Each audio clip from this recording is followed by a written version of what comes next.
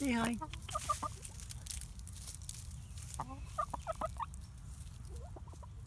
Hello.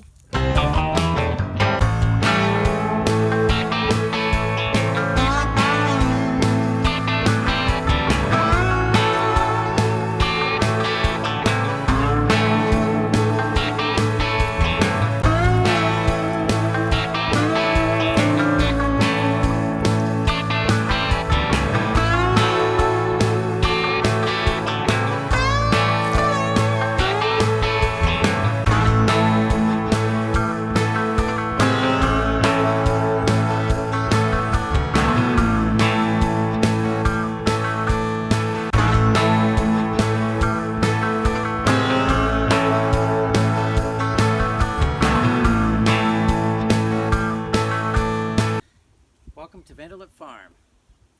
We're located here in Los Altos Hills, California, and we're zoned a little bit differently than most Silicon Valley communities in the fact that we're zoned RA1, which means we're residential agriculture, and we can even have cows and horses on our property, and of course, chicken coops. So, come on, let's go check out the farm, and we'll show you what we've got.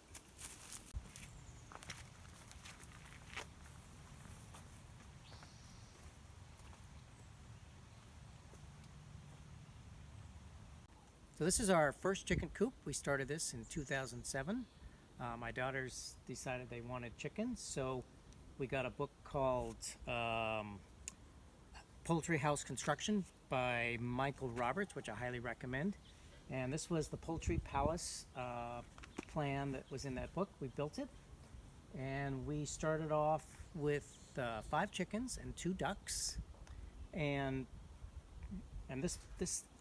this coop was really set up to handle more like 10 birds, but we realized that that's not nearly big enough. So we expanded the play area, or the run area, much bigger, so they have a lot more space to wander around during the day, and then at night we lock securely into the poultry palace. And on the back is where all the access is done.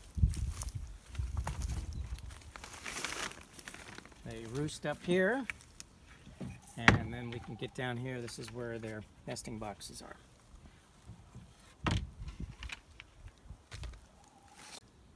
Right at their face level or something.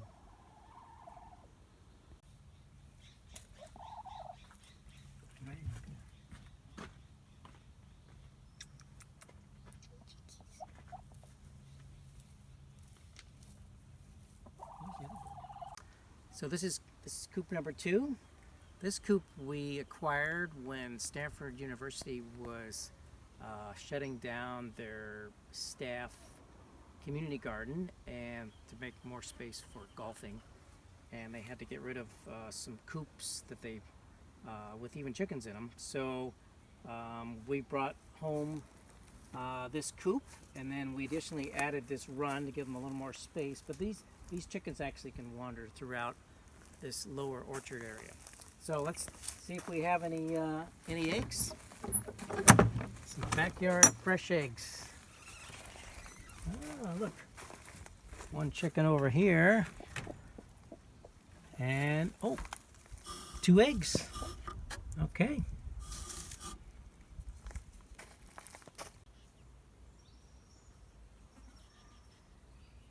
So another feature we have here at the farm is our vermiculture area, where we take our table scraps and feed it to the worms and make fabulous worm casting compost for the garden.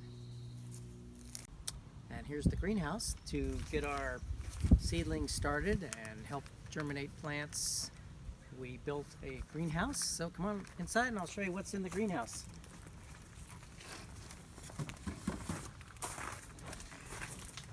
So we do start a lot of things from seed here. We've got beets and lettuce and tomatoes,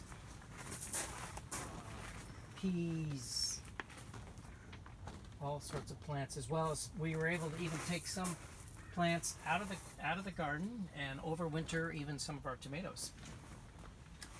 Let's show you some more things around the farm.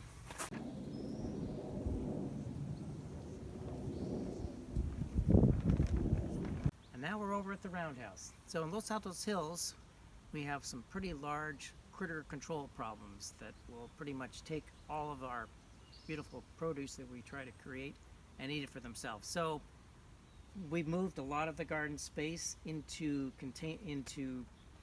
more secure places to prevent mainly squirrels from taking all of our produce.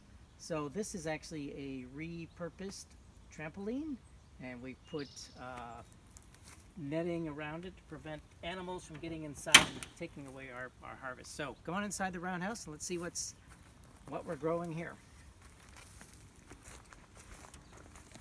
And we've got everything from carrots, peas, beans, lettuce, beets.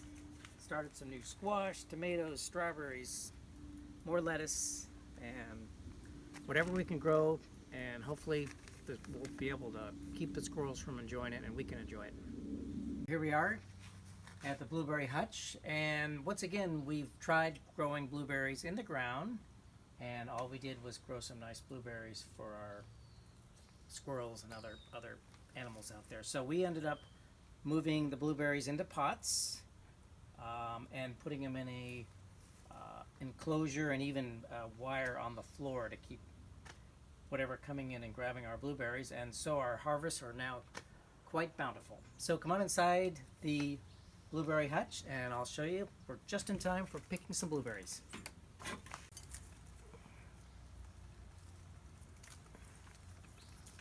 Come out here every day and pick blueberries for my morning yogurt.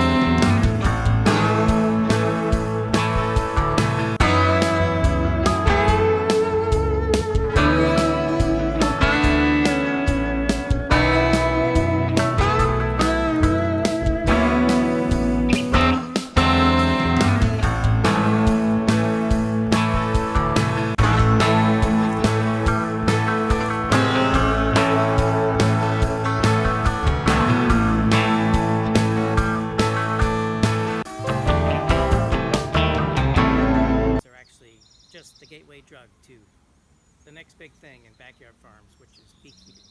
So about 10 years ago we got our first hive, and slowly we've built up, and there are bees everywhere now throughout the farm pollinating everything, and then we have swarms that continually come into our yard as well.